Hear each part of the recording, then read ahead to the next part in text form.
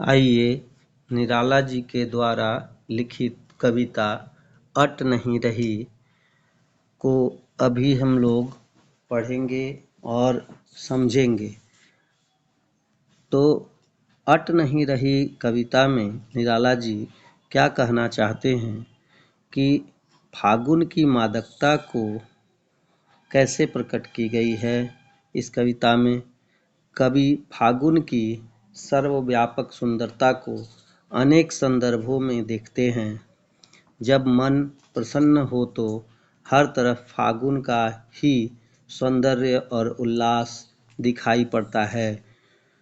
सुंदर शब्दों के चयन और लय ने कविता को भी फागुन की ही तरह सुंदर एवं ललित बना दिया है। आइए कविता को देखते हैं।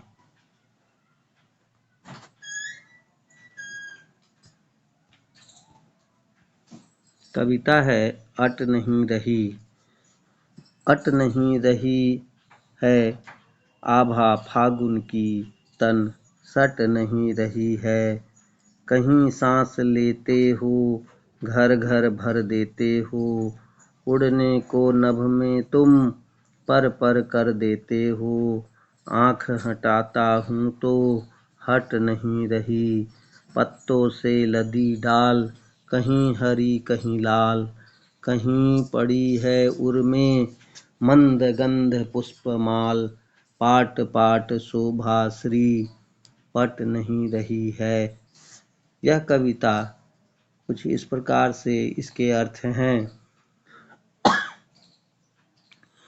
कि चारों ओर की फागुन की सुंदरता को जब कवि देखते हैं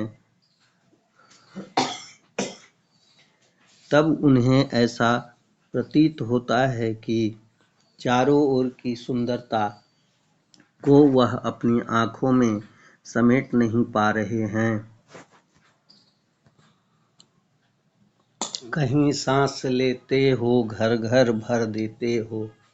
इस पंक्ति में घर घर दो बार प्रयोग हुआ है। यह पुनरुक्ति अलंकार को प्रदर्शित करता है। कहते हैं कवि कहीं सांस लेते हो।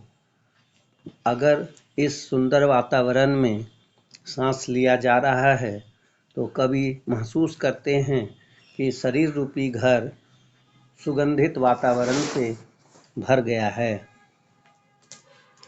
उड़ने को नभ में तुम पर पर कर देते हो। कहते हैं कि ऐसा प्रफुल्लित वातावरण में मन जो है वह उड़ने को करने लगा है, मानो आनंद से विभोर हो गया हो। आँख हटाता हूँ तो हट नहीं रही। वो कहते हैं यह सुंदर दृश्यों की ओर से आँख हटाने की इच्छा नहीं करती, मतलब दूसरी दिशा में देखने की इच्छा नहीं करती है। इतनी सुंदर दृश्य है चारों ओर की। पत्तों से लदी डाल कहीं हरी कहीं लाल। कहते हैं कि वृक्षों की डाल जो है वह हरे और लाल पत्तियों से सुसज्जित है। कहीं पड़ी है उर्मे मंद गंध पुष्पमाल। वो कहते हैं कि पृथ्वी रूपी शरीर के हृदय पर